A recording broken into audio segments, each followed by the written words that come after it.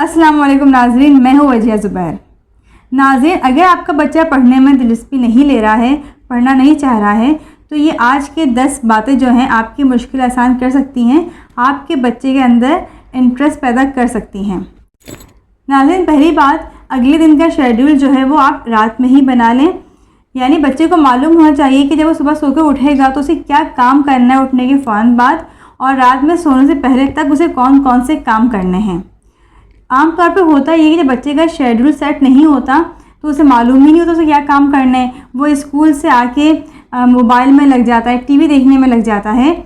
लेकिन अगर उसको आपने ये सेट किया हुआ होगा कि तुम्हें स्कूल से आके खाना खाना है और फिर दोबारा पढ़ने के लिए बैठ जाना है, तुम्हारी ट्यूशन का टाइम है, तो वो मेंटली थोड़ा प्रिपेयर होगा इस बात के लिए कि हाँ, इस टाइम मुझे खेलना है, इस टाइम मुझे पढ़ना है। तो शेड्यूल जो है आप रात में बच्चे का बना लीजिए। दूसरी बात कि पढ़ाई का एक मखसूस वक्त होना बहुत ज़रूरी है। ऐसा नहीं कि आज बच्चा जो 3 बजे बैठ गया पढ़ने के लिए, तो कल आप 3 बजे मसरूफ़ हैं तो आपने कहा 5 बजे पढ़ लेना, 5 बजे आप मसरूफ़ हैं तो आपने कहा कि तुम 4 बजे पढ़ लो। नहीं, ऐसा नहीं है। एक टाइम आपको महसूस करना है जिस टाइम में बच्चे को बैठना है और उसे पढ़ना है, ताकि बच्चे को इस बात का मालूम हो कि ये टाइम होगा तो मुझे पढ़ना है, इस टाइम पे पढ़ाई के अलावा दूसरा कोई काम नहीं होगा। तीसरी बात, जब बच्चों को पढ़ाने के लिए बैठें तो सबसे पहले उसका शेड्यूल बनाएं, लिस्ट तैयार करें। उस लिस्ट में लिखें कि बच्चे को क्या क्या पढ़ना है, कौन कौन सब्जेक्ट उसको पढ़ने हैं। चौथी बात कि घर का माहौल पुरसुकून होना चाहिए।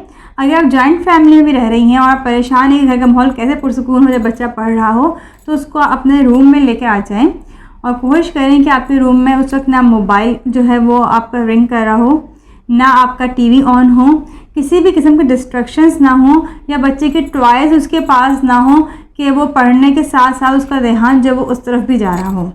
किसी भी किस्म की जो है डिस्ट्रैक्शन जो है बच्चे को पढ़ाई से बिल्कुल हटा सकती है। वो बैठा तो होगा आपके सामने पढ़ने के लिए, लेकिन उसका जहन जो है बाकी चीज़ों की तरफ होगा। तो बच्चे को बिल्कुल पुरसुकून माहौल दीजिए पढ़ाई के लिए। पांचवी बात, बैठना सिखाएं। जब तक बच्चा आपका अटेंटिव होकर नहीं बैठेगा वो नहीं पढ़ेगा।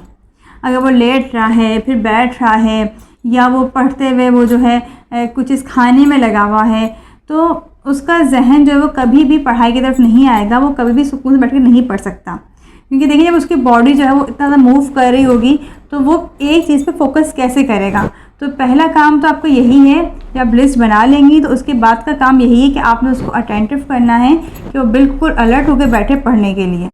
छठी बात, ईट द फ्रॉग फर्स्ट, यानी जो मुश्किल काम हो वो पहले करवाएं। बहुत से लोग कहते हैं नहीं, जो आसान चीज़ें, जिस सब्जेक्ट में बच्चे का इंटरेस्ट है, जो चीज़ बच्चा शौक़ से पढ़ता है वो काम पहले करवा दें, मुश्किल काम जो बाद में कर लें। नहीं, ऐसा फिर ज़िंदगी भर बच्चा करेगा, यानी वो गिव अप करना सीख जाएगा। वो कहेगा ठीक है आसान काम कर लेता हूँ, मुश्किल काम तो होगा ही नहीं मुझसे। फिर जहाँ ज़रा सी मुश्किल आएगी उसको फ़ौरन पीछे हट जाएगा, वो कहेगा मुझसे हो ही नहीं सकता। तो बच्चे को पहले जो मुश्किल सब्जेक्ट्स हैं वो आप करवाइए। जो आसान सब्जेक्ट हैं या जिसमें उसका इंटरेस्ट है वो काम तो वो खुद भी कर लेगा। उसके लिए तो आपको फोर्स करने की ज़रूरत भी नहीं है। उसे फोर्स करने की कहाँ ज़रूरत होती है, जहाँ बच्चों का इंटरेस्ट नहीं होता है। तो जब पढ़ाने के लिए बच्चे को बिठाएं तो सबसे पहले उसको वो काम करवाएं जिसमें उसका इंटरेस्ट नहीं है, या जिसको वो शौक़ से नहीं पढ़ता है, या उसको मुश्किल लगता है। सातवीं बात, पढ़ाई को दिलचस्प बनाएं। अब बच्चे मुझसे ज़्यादा ज़ुबैर से शौक़ से पढ़ते हैं, क्योंकि बच्चों को अगर कोई बात मुश्किल लग रही होती है, कोई बात समझ में नहीं आती है, ख़ासतौर पर साइंस की कोई बात जो है वो बच्चे जो है बड़े परेशान होते हैं कैसे हुआ, ये किस तरह से हुआ। तो ज़ुबैर कोई ना कोई डॉक्यूमेंट्री उस हवाले से बच्चों को दिखा देते हैं। तो एनवायरनमेंट की बात हो रही है उसके हवाले से, प्लांट्स की हो रही है, स्पेस की बात है, तो उसकी बहुत सारी डॉक्यूमेंट्रीज़ मिल जाएंगी आपको भी। तो ज़ुबैर उस तरह की डॉक्यूमेंट्रीज़ बच्चों को दिखाते हैं, जिससे फिर उनका इंटरेस्ट जो है वो बढ़ता है, और फिर जो बुक में लिखा होता है उसको भी बहुत शौक़ से पढ़ते हैं, क्योंकि बात उनकी समझ में आ चुकी होती है कि असल में है क्या चीज़। बच्चा देख के सीख रहा होता है ना, तो वीडियोस से उनके अंदर इंटरेस्ट भी डेवलप होता है और चीज़ें जल्दी सीख भी लेते हैं। आठवीं बात, सिग्नल का इस्तेमाल करें, अल्फाज का नहीं। इसका मतलब क्या है? इसका मतलब ये है कि अगर बच्चा जो पढ़ाई के दौरान बातें कर रहा है, किसी और चीज़ की तरफ उसकी तवज्जो जा रही है, तो आप उसको बोले नहीं कि ये काम नहीं करो, बोलो नहीं, खामोश हो जाओ। इन अल्फाज का कोई असर नहीं होगा बच्चे पे। लेकिन अगर आप भी कहेंगी ना यानी काम करो, बच्चा भी बात सुनेगा। और ये चीज़ें मैंने ज़ुबैर से देखी है कि मैं तो अक्सर बच्चों को बोलती हूँ बातें नहीं करो, बैठ कर अपना काम करो, तो थोड़ा देखती हूँ फिर बातें कर रहे होते हैं। लेकिन जब मैं देखती हूँ कि ज़ुबैर जब एक दफ़ा कहते हैं ना श्श, बस ये कहने की देर होती है, बच्चे वो खामोश अपना काम करने लग जाते हैं, फिर वो बातें नहीं करते। तो ज़रूरी क्या है, सिग्नल्स दें आप, आपसे इशारे बता देंगे कि तुम्हें क्या काम करना है, अल्फाज का इस्तेमाल ना करें। 9वीं बात, बच्चों की इज़्ज़त नफ्स का ख्याल रखें। देखिए बचपन के बहुत सारे वाक़यात आपको भी याद होंगे कि पढ़ाई की वजह से जब आपको आपकी इंसल्ट हुई है या जब आपने बेइज्जती फ़ील की है, तो अपने बच्चे के साथ ऐसा ना करें कि वो इंसल्ट फ़ील करे पढ़ाई के दौरान। या हमने देखा है कि हम कहीं बाहर होते हैं तो लोग अपने बच्चों को लेकर आते हैं कि ये पढ़ाई बिल्कुल भी अच्छा नहीं है, बिल्कुल नहीं पढ़ता है ये। अब बच्चे के सामने ये बातें करना बिल्कुल मुनासिब नहीं है। बच्चे की अपनी भी सेल्फ़ रिस्पेक्ट होती है। या बहुत सी ख़वातीन जो हैं वो बीच महफ़िल में बैठ के बोल रही होती हैं, मैं इतना इसको पढ़ाती हूँ, ट्यूशन भी लगवा दी, स्कूल भी अच्छा लगवा दिया, सब कुछ अच्छा कर दिया है, फिर भी पढ़ के नहीं दे रही है। अब देखिए ना बच्चे की जो एक रिस्पेक्ट है वो किस तरह मजरू हो रही है, वो उसकी इज़्ज़त नफ्स जो है वो तो तबाह हो रही है ना।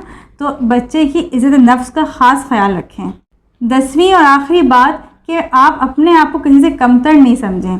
बहुत सी माएँ जो हैं उन्हें ये लगता है कि हमने अच्छी तरह से पढ़ा के भी देख लिया, हमने हर तरह की बातें भी करके देख ली बच्चे के साथ, हमने तमाम वीडियोस को भी देख के उनको भी फॉलो करने की कोशिश की है, लेकिन बच्चा पढ़ाई की तरफ नहीं आ रहा है। और फिर वो अपने आप को ब्लेम करने लगती है, शायद हम अच्छी माँ नहीं हैं, हम बच्चों की सही तरबियत नहीं कर पा रहे हैं। तो अपने आप को बिल्कुल ब्लेम ना दें, अपने आप को कमतर ना समझें। हमने जो 9 बातें बताई हैं ऊपर, उन पर अमल करने की कोशिश करें। आहिस्ता आहिस्ता बच्चे के अंदर चेंज आएगा। हम चाहते हैं ये चेंज एकदम से आ जाए, तो चेंज एकदम से नहीं आएगा, आहिस्ता आहिस्ता आएगा। लेकिन जिस दौरान आप उस पर मेहनत कर रही हैं, अपने आप को ब्लेम मत कीजिएगा कि मैं जो हूँ उसके अंदर चेंज लेके नहीं आ पा रही हूँ। आज की वीडियो उम्मीद है कि आपको बहुत पसंद आई होगी। कमेंट्स में अपनी राय का ज़रूर इज़हार कीजिएगा। अल्लाह हाफ़िज़।